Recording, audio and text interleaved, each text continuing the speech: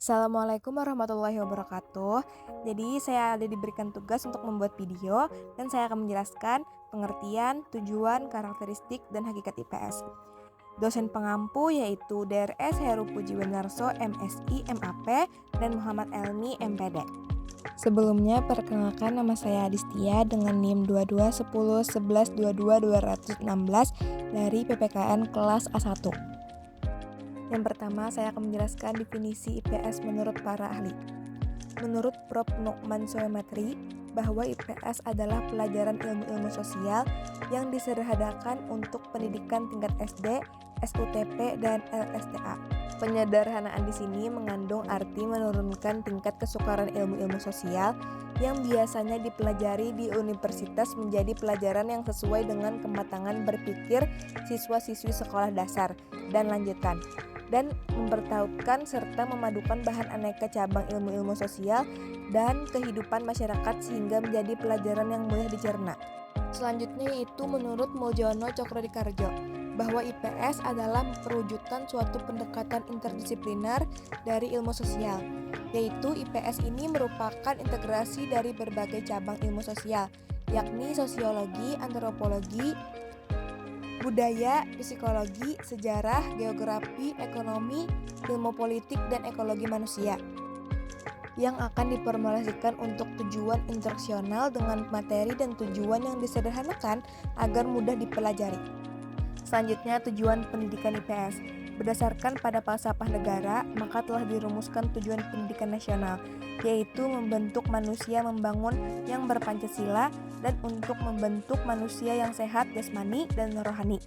Yang kedua, memiliki pengetahuan dan keterampilan dan dapat mengembangkan kreativitas dan tanggung jawab, serta menyuburkan sikap demokrasi dan penuh tanggung rasa. Adapun tujuan pendidikan IPS yang pertama, mengajarkan konsep-konsep dasar sosiologi, geografi, ekonomi, sejarah, dan kewarganegaraan, petagonis, dan psikologis. Yang kedua, mengembangkan kemampuan berpikir kritis dan kreatif, inquiry, memecahkan masalah, dan keterampilan sosial. Yang ketiga, membangun komitmen dan kesadaran terhadap nilai-nilai sosial dan kemanusiaan. Dan yang terakhir, meningkatkan kemampuan bekerja sama dan berkompetisi dalam masyarakat yang majemuk, baik secara nasional maupun global. Selanjutnya, tujuan pendidikan IPS.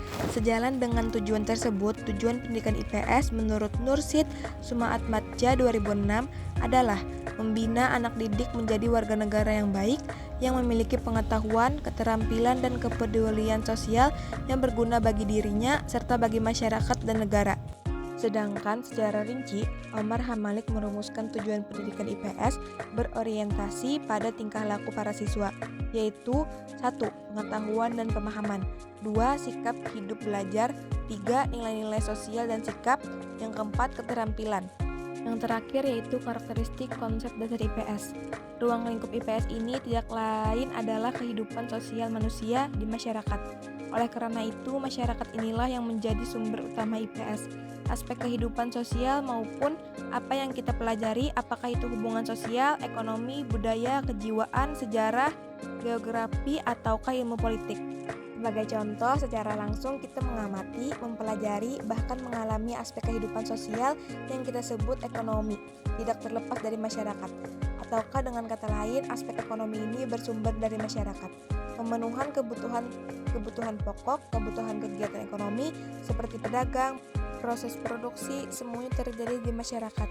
Dengan demikian, masyarakat sangat menjadi sumber materi IPS. Saya akan membaca kesimpulan dari materi yang saya sampaikan, yaitu pada hakikatnya pembelajaran IPS sangat penting diajarkan kepada siswa sejak mereka menempuh pendidikan dasar. Hal ini dapat dilihat dari banyaknya siswa yang masih belum memahami sepenuhnya setiap materi yang diajarkan pada pembelajaran IPS. Sekian materi yang saya sampaikan. Wassalamualaikum warahmatullahi wabarakatuh.